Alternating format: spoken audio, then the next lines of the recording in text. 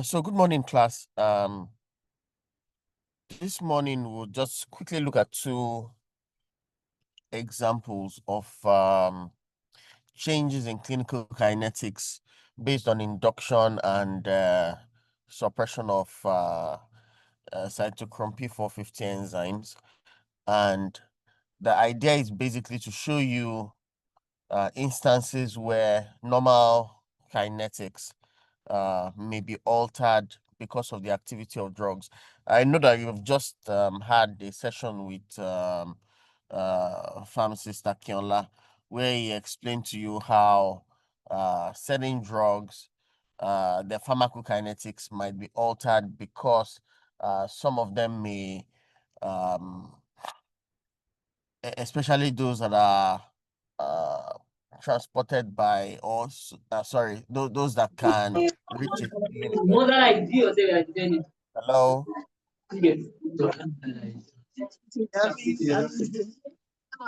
Moving on.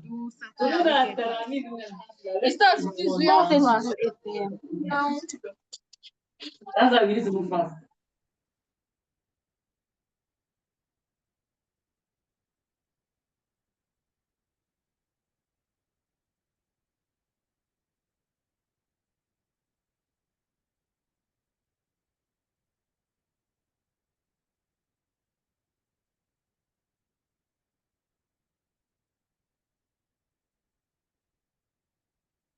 Okay.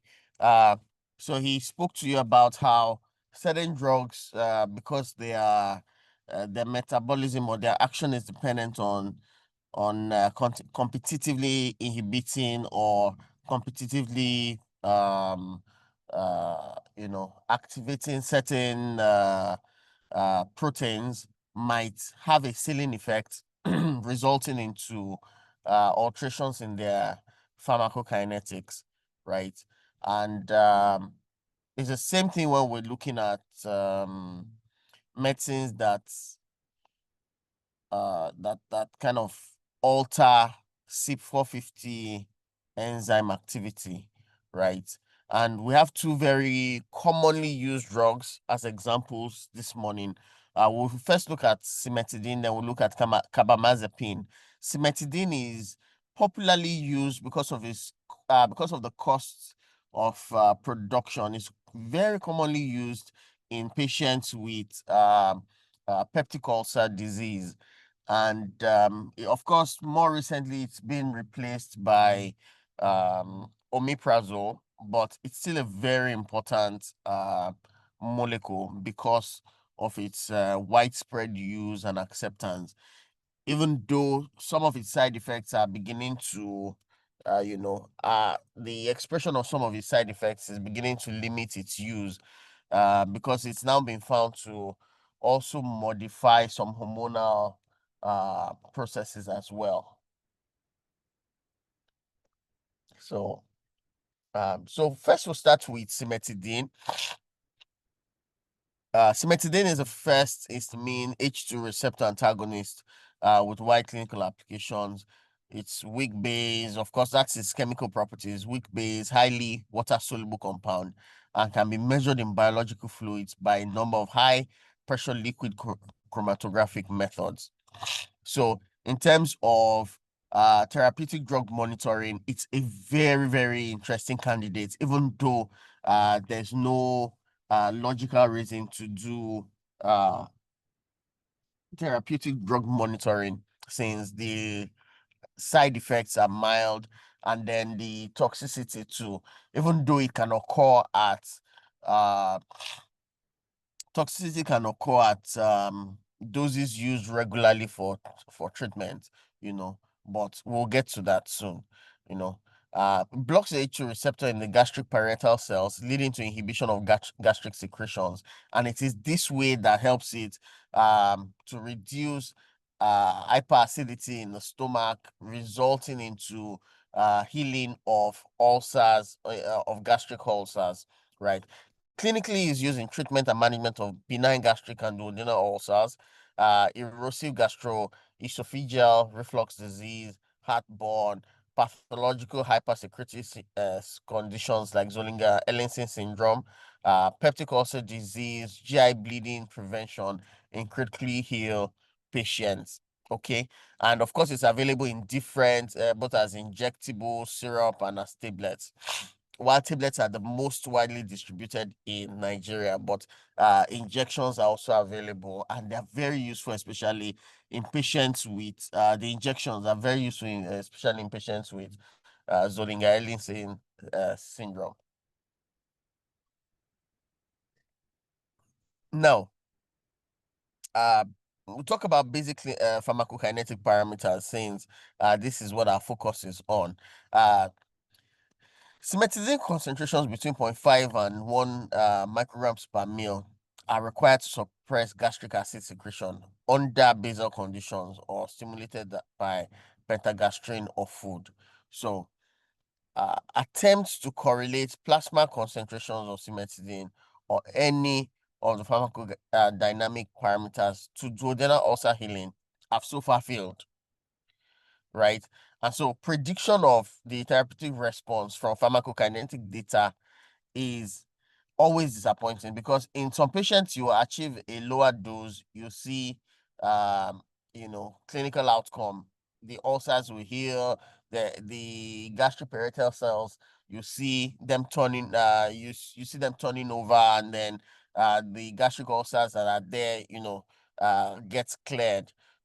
But if you're trying to look at in terms of equivalence, okay, if we achieve this concentration in plasma, then we achieve this at the at the site of healing. That has not generally been possible, right? And so cases of overdosage with cimetidine, right? You'll find that the pharmacokinetics are unchanged, even with plasma concentrations above 30 micrograms per ml. That's 30 times. This is 30 times what is what the target is for therapeutic dosage, right? So imagine that a patient takes about 30 times the dose, and yet in blood plasma concentrations, all of the pharmacokinetic parameters still appear similar, right? CNS effects such as mental confusion develop in elderly patients and in patients with severe renal or hepatic impairment. And so that's why we always, once there is renal or hepatic impairment, we advise, as a pharmacist, you advise that the dosage of cimetidine should be adjusted. In such cases, concentration of cimetidine in CSF, cerebrospinal fluid, are elevated due to high plasma concentrations and due to a more permeable blood-brain barrier in patients with liver disease. Of course, I know you have not done or maybe you've even done that. You've done there's a course handled by pharmacist Akionla, taught by pharmacist Akionla, clinical what's it called? Where he teaches about he teaches about how different disease conditions, alters the systems in the body, and how medicines may, of course, also result into toxicity or low dose, just based off of the changing kinetics, from that experience. So in patients with renal disease, right? Even some with just acute renal injury, right? There are a number of them that the blood-brain barrier begins to change, begins to get altered, right? Especially because in acute renal injury, there are certain blood gases that are increased, right, at that stage, that affects the integrity of the blood-brain barrier. So it makes it more permeable to toxins crossing into the brain, resulting into what we usually see as a sequelae for CNS or brain injury during renal toxicity. Okay. Now, following IV administration of cimetidine, I said that to say that so in such cases, you can have concentration of cimetidine in CSF, that's cerebrospinal fluid, elevated because you have plasma concentrations are high, but more importantly, because there is a more permeable blood-brain barrier in patients with liver or renal disease. Is that understood? So there are two things that are resulting into the high concentration in CSF.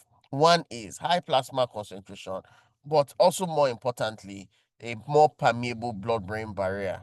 Okay, please don't forget that. Following IV administration, the plasma concentration profile follows multi-compartment pharmacokinetics, right? The total systemic clearance is high, about 500 to 600 mils per minute, and is mainly determined by renal clearance, okay? The volume of distribution, regardless of how you measure it, either a steady state or based off the or based off of extrapolation, right? And the elimination half-life is approximately 2 hours for cimetidine. Now, following oral administration, two plasma concentration peaks are frequently observed, probably due to discontinuous absorption in the intestine. So at some point you have the cimetidine is mainly absorbed in the intestine, right? It's formulated in a way that it does not that it's enteric coated, so it usually does not dissolve in the stomach, so that it's not inactivated. It dissolves and is absorbed in the intestine. And when that happens, at some point it stops. The theory is that it stops getting absorbed at some point, and then later on again, the reabsorption may continue again. So you have two peaks of maximum plasma concentrations resulting from its resulting from this discontinuous absorption in the intestine. The absolute bioavailability in LD subjects is about 60%. That's, of course, you only have about 60% of the drug available, bound to plasma. In patients with peptic ulcer disease, bioavailability gets to around 70%, but variation is much greater than in healthy subjects. Okay. Absorption and clearance of cimetidine is linear after 200 and 800 milligram doses. Mean steady state plasma concentrations on a standard 1000 milligram dose are about 1 microgram per mil. But it varies in range in terms of from patient to patient. You may have some with 0.64, you may have some with 1.64 micrograms per mil, but the average is around 1 microgram per mil and is reproducible after treatment periods of up to 2 years. Okay, so this also shows that in-person variability is extensible, that the same person may take it today and get 0.64, take it tomorrow, get 1.2, take it next tomorrow, get 0.9, get taken the following day, get 1.4, right? Or it's variable, but after about 2 years of consistent use, it begins to stabilize in that particular patient. Plasma protein binding is about 20%. Sorry, is that where we're? No. Okay. When taken with food, the extent of absorption is unaltered, but a delay occurs and only one peak in plasma concentration is apparent. Okay. Now, in terms of distribution of cimetidine leads to extensive uptake into kidney, lung, and muscle tissues. It distributes into CSF at a ratio of 0.1 to 0.2 compared with plasma, right? The mean saliva to plasma ratio is 0.2, range between 0.1 to 0.55 in person variation. Plasma protein binding is about 20%, while there is no relevant effect of changes in binding on the pharmacokinetics of cimetidine. Cimetidine crosses the placenta and is detectable in the fetus in considerable concentrations. It's also secreted into breast milk of nursing mothers and may reach the infant in amounts of several milligrams daily. Between 50 and 80% of the dose intravenously is recovered in urine as unchanged cimetidine. This fraction is less after oral doses, but is independent of the amount of the dose. In ulcer patients, 40% is recovered unchanged in urine after oral administration. Biliary excretion of cimetidine accounts for only about 2% of the dose. Metabolites in man represent 25 to 40% of total elimination, with one major metabolite, that's the cimetidine sulfoxide, right? And one minor one, hydroxymethyl cimetidine. Now, the effect of disease states and conditions on the pharmacokinetics and dosing of cimetidine. Let's quickly look at that. Now, how does age alter it? Clearance of cimetidine is increased in children due to increased renal elimination. With increasing age, the volume of distribution of cimetidine decreases. Total plasma clearance also decreases. Excuse me.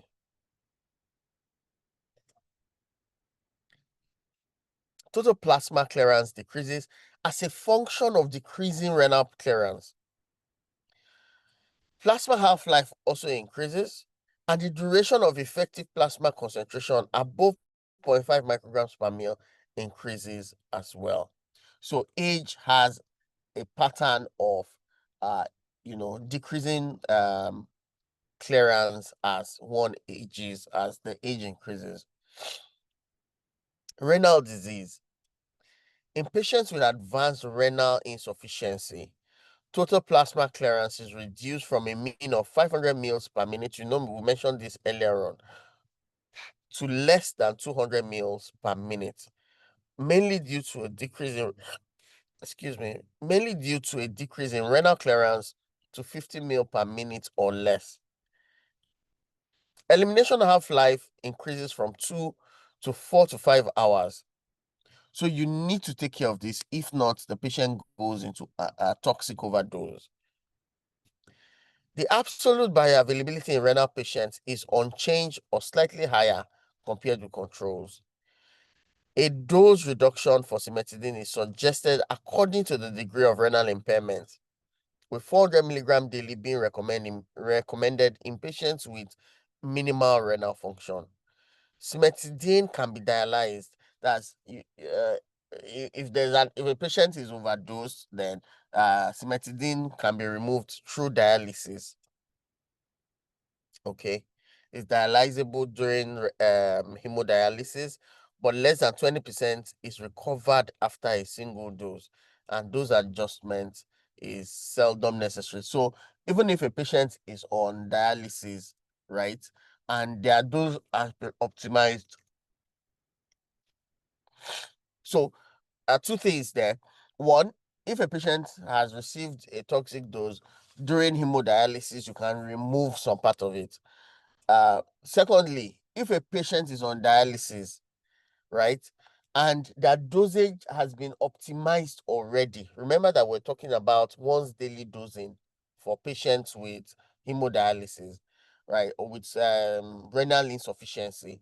Now, if you have stabilized your patient at once daily dosing, even if they go for hemodialysis that day, there's no need to give them a second dose on that day, because all that is removed from single hemodialysis is just about 20% of the drug.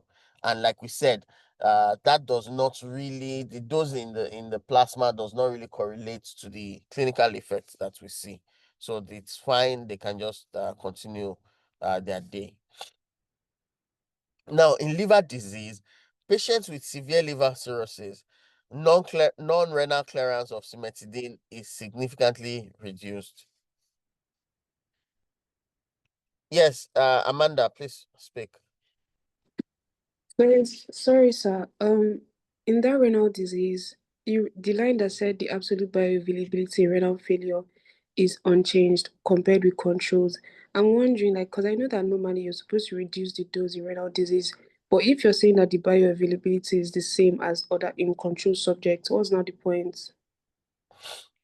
So remember that we had said that for patients with renal disease, right, total plasma clearance is reduced. So even though bioavailability is different from bioavailability means after you give this patient a dose, 100 milligrams, what is bioavailable, what is absorbed and available for receptor activity is about 60% of that dose. That's bioavailability. But when we're talking about changes in plasma, in renal clearance, we're saying that 60% that is available in plasma will take longer to remove.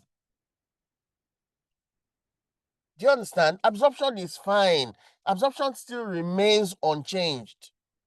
But the problem is that it does not clear as fast as it used to.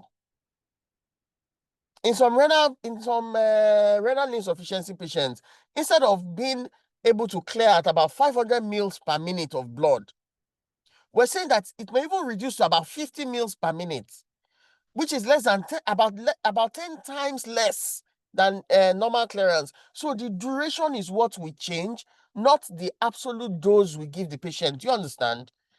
Before, we were giving the patient about 1,000 milligrams in a day to 1,600 milligrams in a day. But we're now saying that we can only give this patient 400 milligrams in one day. I hope that is clear.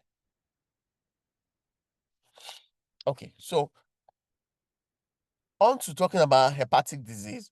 Now, in patients with severe liver cirrhosis, non-renal clearance of cimetidine is significantly reduced, but bioavailability as well as the duration of effective plasma concentrations above 0.5 micrograms per ml is increased. You get the difference now. In hepatic disease, bioavailability is increased.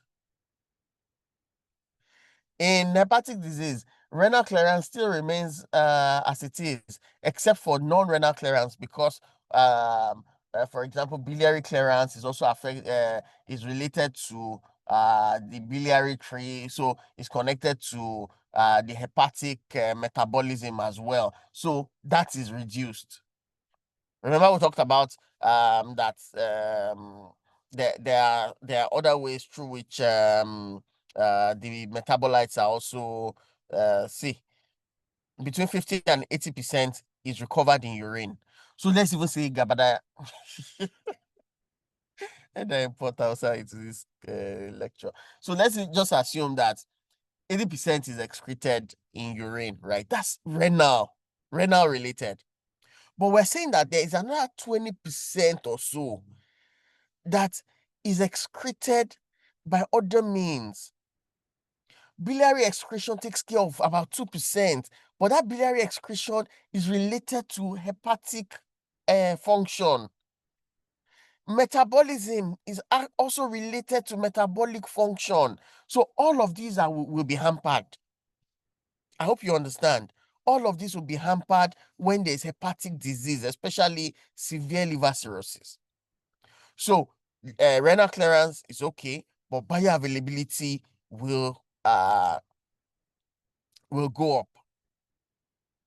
A dramatic reduction of total plasma clearance and prolongation of half-life up to 10 times the normal may occur when renal failure is associated with chronic liver disease. So if the patient has both renal failure and chronic liver disease, then it becomes a conundrum for the pharmacist. In intensive care patients, the dosage of cimetidine frequently has to be increased to 1,800 milligrams daily to achieve sufficient elevation of gastric pH and plasma concentrations of cimetidine above 1.5 micrograms per ml, as required in most patients. The mean elimination half-life in these patients is 2.7 hours, but a wide variation in all parameters is observed. Let's quickly look at drug interactions, right?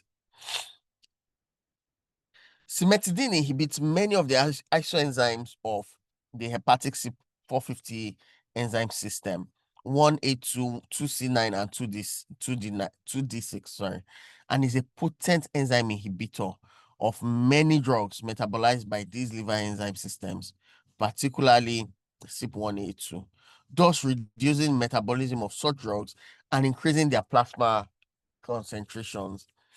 Other effects of the drug include decreased hepatic blood flow, inhibition of gastric secretion, and intrinsic toxic properties. These effects, combined with the common use of cimetidine in clinical practice, make the risk of adverse drug reactions a relatively frequent one in clinical setting. So in fact, it's something that there's a running joke in clinical settings that there's nothing that does not interact with cimetidine. So if you bring a warning about cimetidine, the most important thing is to look at its clinical significance, not just that there's an interaction. Although a multitude of interactions with cimetidine have been evaluated, many of these are incompletely described or understood. At the present time, potentially significant alteration of absorption appears to exist with ketoconazole, iron, B12, and pancreatic enzyme supplements. Okay. Significant metabolic inhibition or decreased excretion exists with warfarin, propranolol, theophylline, phenytoin, quinidine, and possibly lidocaine and procainamide, and certain benzodiazepines. In fact, I just think that you should really think about it as all benzodiazepines because they also have their own inhibitory effect on the CYP450 enzyme system as well, right? Other potential but less well ascertained interaction may involve the narcotic analgesics, that's opioids, caffeine, ethanol, pentobarbital, barbiturates, imipramine, clomethazole, and metronidazole. In these settings, the clinician must be aware of interaction potential and astutely monitor the patient during combination therapy. So what you're looking for in this case is clinically significant interactions. If it is not clinically significant, just and the best way to do this is you look into from patient to patient, peculiarities are very important in this case. So check if this patient needs this other drug, very importantly, maybe life-saving, then check the interaction with cimetidine. If you can avoid cimetidine, please avoid it. Use something else. There's also data to show that concomitant administration of antacids reduce absorption of cimetidine because, of course, it will raise the pH in the intestine. Like we said, we mentioned that the reason why cimetidine is not absorbed in the stomach is the pH, right? So we target the pH of the intestine to break it down and then absorb it, right? So if you take antacids, of course, that will alter the absorption of cimetidine. And of course, there are other myelosuppressants that may carry a significant risk when used alongside. Thus, in regards to this report, cimetidine is a drug with complex effects on the absorption, elimination, and toxicity of other drugs. When used in the setting of multiple drug therapy, the clinician must be alert to potentially increased or decreased effects of co-administered drugs. Several different mechanisms have been proposed for cimetidine's related drug interactions, and they include impaired hepatic drug metabolism due to inhibition of hepatic microsomal enzymes. Second is reduced hepatic blood flow, resulting in decreased clearance of drugs that are highly extracted by the liver. And then the third is increased potential for myelosuppression when administered concurrently with other drugs capable of causing myelosuppression. And the last is altered bioavailability of acid-labile drugs. So that is about cimetidine. Now we will quickly take the last one, which is carbamazepine.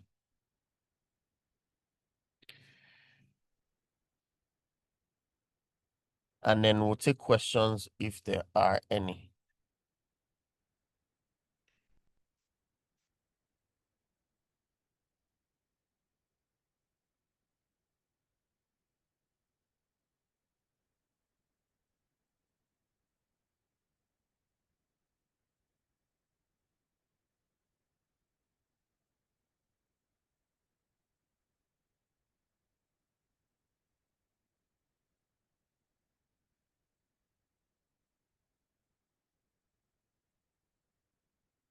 Okay, I hope you can all see my screen.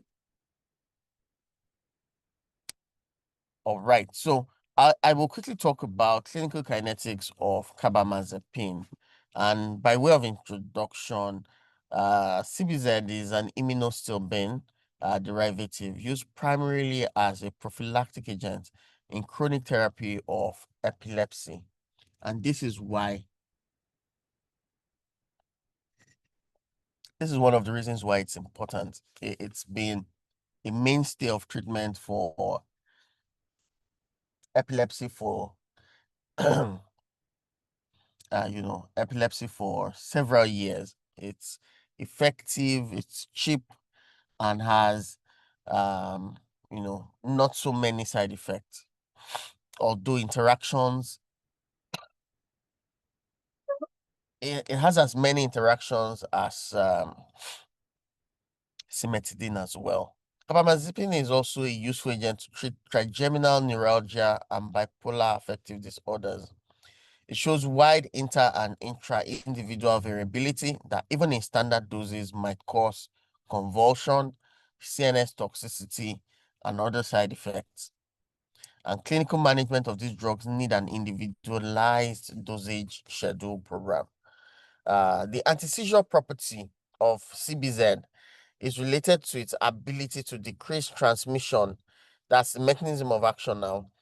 Its ability to decrease transmission in the nucleus ventralis anterior sections of the thalamus, an area of the brain thought to be involved with the generalization and prolongation of epileptic discharges. Although the exact cellular mechanism of action is unclear, inhibition of voltage-gated channels appears to be involved.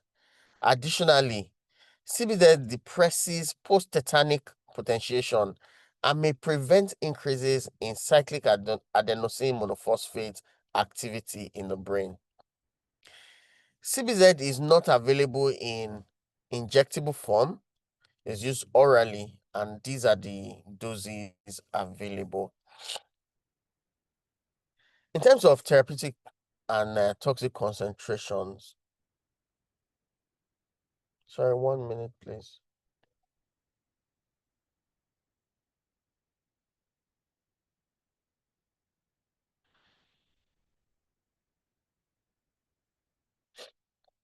Okay, so in terms of, let's look at therapeutic and toxic concentrations, how this varies for carbamazepine. Therapeutic range is usually between 4 to 12 micrograms per ml, right? When they're seizures. And at therapeutic ranges, some patients experience concentration-related adverse effects of CBZ, like nausea, vomiting, lethargy, dizziness, drowsiness, headache, blurred vision, diplopia, ataxia, and incoordination.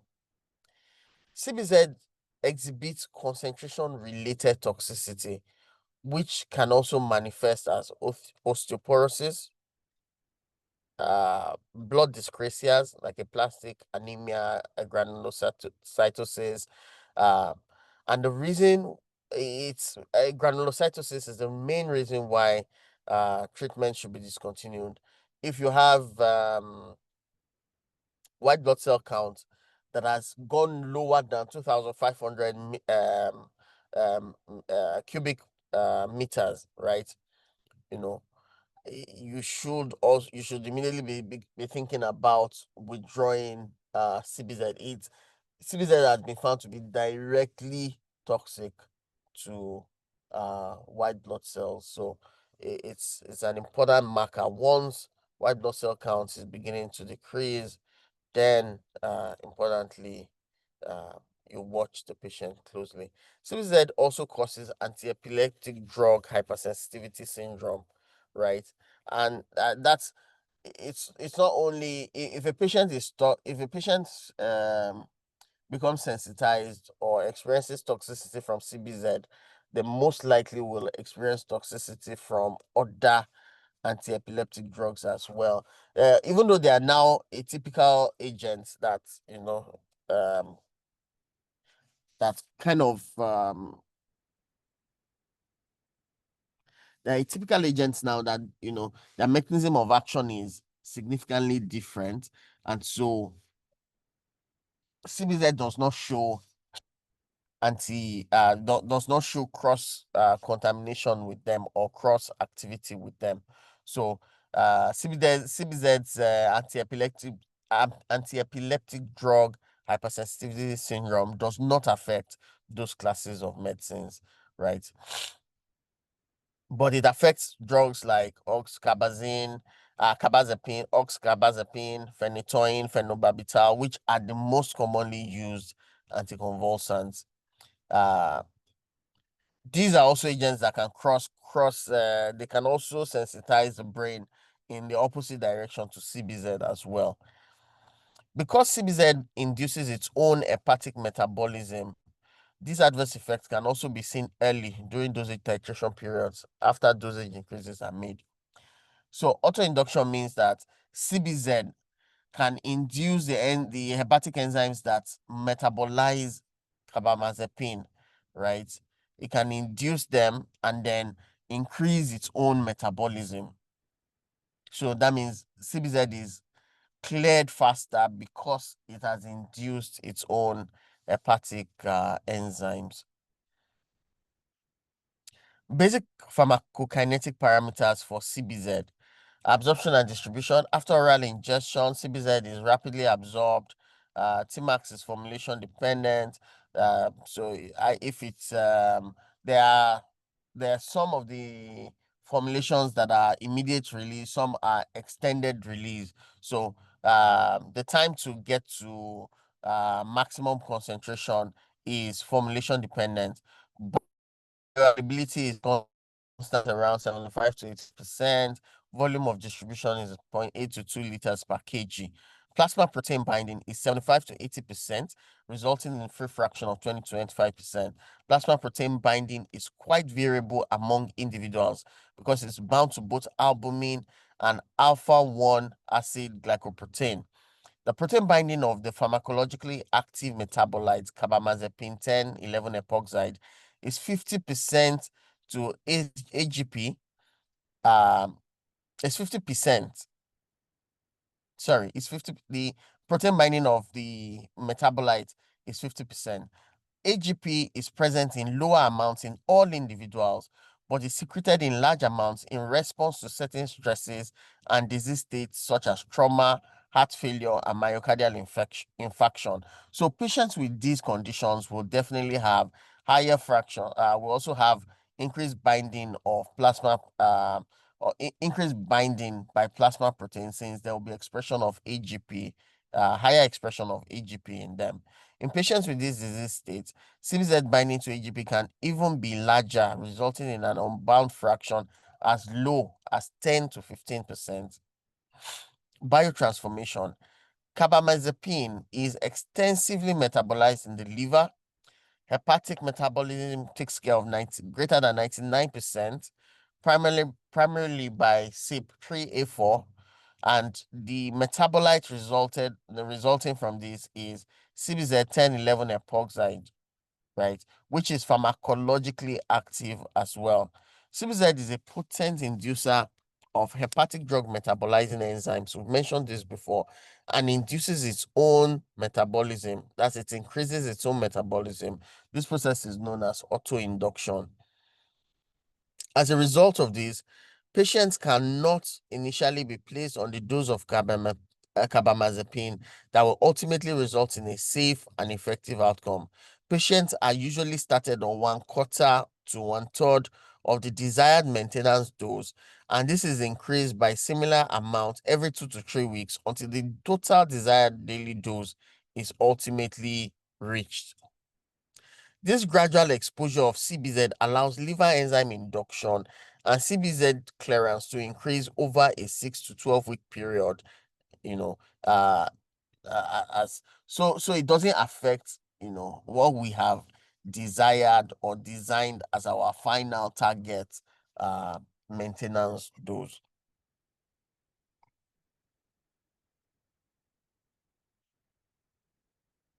Now, effect of disease states and conditions on PHK and dosing.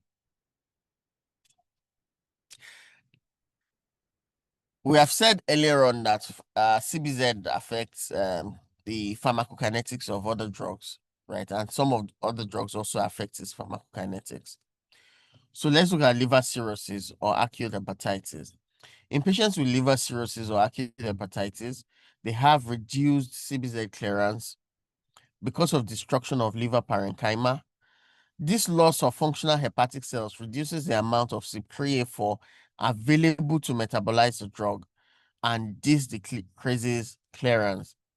Protein binding may be reduced, and unbound fractions may be increased due to hypoalbuminemia. The volume of distribution will also become larger because of reduced plasma protein binding. So you have more more of the free drugs. How does age affect this? Elderly patients have lower CBZ oral clearance rates than younger adults. So lower initial doses may be used in these patients. In terms of pregnancy and lactation, during the third trimester of pregnancy, oral clearance of CBZ may decrease and the patient may require dosage adjustment. Breast milk concentration of CBZ is also at about 60% of concurrent serum concentration. So it passes into breast milk as well. So you have to think of toxicity to the newborn when dosing the mother. Renal failure. In renal failure, doses of CBZ do not require adjustment for patients with renal failure since the drug is not removed by dialysis. Also, remember that we said that the CBZ is more than 99% metabolized by the liver. So there's very little we can think of in terms of metabolism through the or clearance through the renal pathway. In terms of drug interactions, it also has a myriad of drug interactions mediated through the CYP1A2, 2C9, 3A4 enzyme system that is induced by CBZ, right? CBZ therapy also increases clearance and decreases steady state concentration of many drugs, oral contraceptives, calcium channel blockers, tricyclic antidepressants. Both CBZ and carbamazepine, like I said, are a world of interactions. So it's very important to keep abreast of what other drugs are being used and um, potential inhibitions or potential induction of their metabolism should be monitored. Inhibition of CBZ metabolism and elevation of plasma CBZ to potential toxic concentrations can be caused by known enzyme inhibitors like cimetidine. So administration of CBZ and medicines like cimetidine, macrolide antibiotics, azole antifungals, fluoxetine, which is also an antidepressant, diltiazem, verapamil, which are also used in seizure disorders, indinavir and ritonavir, which are useful in HIV infections. All of these should be monitored closely because if you have significant increases in free CBZ, then that will lead to toxicity. Administration of single dose of CBZ with grapefruit juice increases both the area under concentration time curve (AUC) and also the Cmax of CBZ by 40%. So usually you'd advise patients to take their CBZ with just water. Interactions with CBZ are usually predicted on the basis of pharmacological properties of the combined drugs, particularly with respect to its therapeutic index, site of metabolism, and ability to affect specific drug metabolizing isozymes. Remember these. Avoidance of unnecessary polypharmacy, selection of alternative agents with lower interaction potential, and careful dosage adjustments based on serum drug concentration, monitoring, and clinical observation represent the mainstay for minimization of risks associated with these interactions. So with that, we've mainly talked about the variations that are seen with inducers and inhibitors, right? Cimetidine being an inhibitor, carbamazepine being an inducer. We've also not talked about modifications to the michaelis-menten equation, which results into, which is to cope with different doses of carbamazepine or different doses of cimetidine. But just to let you know, when pharmacokinetics are not linear, we can predict their, we can model, or sometimes moderately predict, because it's accurate, predicts what it may look like through modifications to the michaelis-menten equation. Any Bukola, speak. Yes, sir, please, I have a question. I didn't get the part where you were explaining why you have to reduce the dose initially. Because from the explanation that when you have to reduce the dose to, like, when you want to start to like one quarter or one third of the usual dose, if the drug already is auto induced, if you now reduce the dose again, will it be able to perform any function at start of therapy for the patient? Exactly. So what we're doing with low doses is to sensitize the body. But remember that the induction of the CYP enzyme system is only according to the amount of the drugs that we give it. So if we give it large doses, it will go to town, right? But if the initial dose it is exposed to is moderate, then it will not be, the induction won't be as severe as it would ordinarily be. Is that clear? So if we give it just 1/3 to 1/4 of the intended dose, and then we increase it little by little, right? What it means is that because we've sensitized it initially with a low dose, we won't find an exaggerated response of the CYP enzyme system.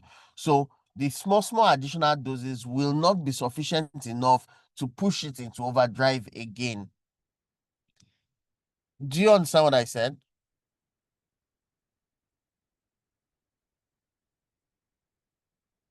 So the reason why we're giving low doses initially is to trick it into having only into becoming sensitive only to that low dose, and then moderately increasing the dose, over a period of time. If we don't do it like that, what we will end up doing is that we'll end up getting an exaggerated response in direct correlation to the amount of dose we introduce. So it is safe for us to give a small dose so a small reaction is elicited. Okay, thanks for your comment. So at this point, we can take questions. If there are any questions from anyone here, you can ask. You can unmute and talk. You can unmute and ask your question.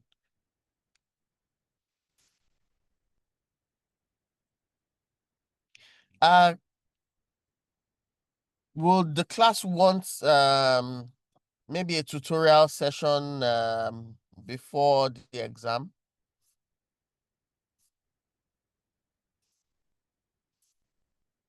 Yes, sir. Okay, so and I'm sure you've all seen your in-course results. So please, if your in-course result was not fantastic, please prepare adequately for exams. Okay. In general, the results were fantastic, but there were a number of people who could have done better. Okay. There were a number of people who could have done better. And then for your exams, of course, there's reduced.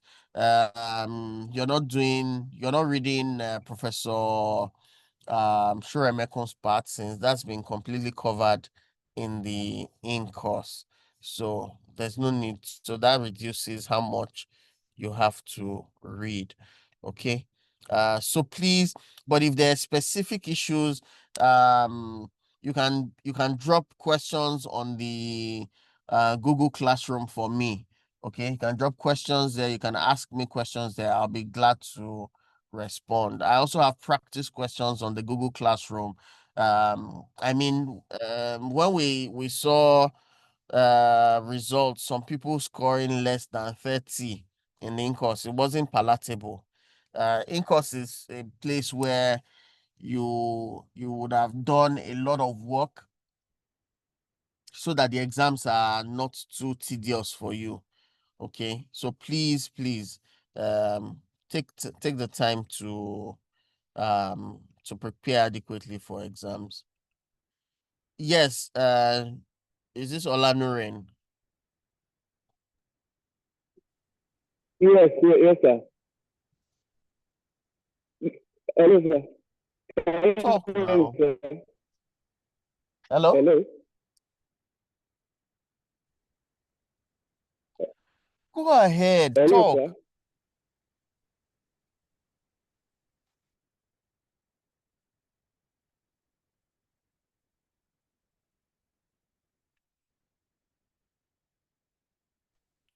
Nurin, I've asked you to unmute. Yes, I Talk. want. Okay, yeah, I wanted to ask about the on the Google Classroom. I saw one like the dosing requirements. So I wanted to ask if there's going to be like any special like adjustments beyond like the dosing. Is it like a drug that's usually commonly like used in clinical setting, bearing the narrow therapeutic index, like is it commonly used often? Digoxin is a life-saving medicine, especially in heart failure. It's a life-saving medicine. Even patients who are given apixaban, which is a newer medicine right now, also still need to take digoxin. Okay, so it's a life-saving medicine. Despite its low therapeutic index, it's something that we consistently still use clinically. We haven't found a way around it. The only difference is that if there is huge renal, if the kidney has packed up entirely, sometimes we use um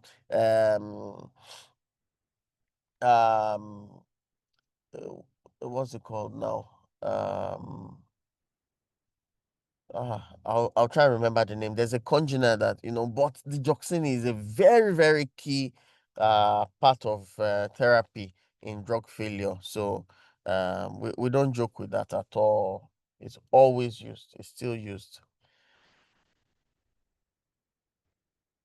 Is that clear?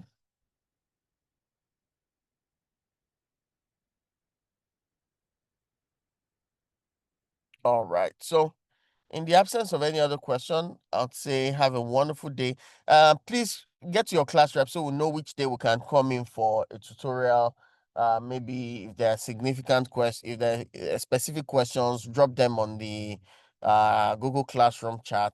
I will take those questions and then bundle it up with your tutorial. So if you need a tutorial, please let us know. Latest by Monday, let's know so that we can plan either myself, Mr. Alex, or Dr. Mrs. Amaize. Just let us know so that we'll plan. I can't vouch for their time, but I can say that I'm available within the week. So let's know if you need the tutorial, and then we'll be glad to set that up. So have a wonderful day, everyone.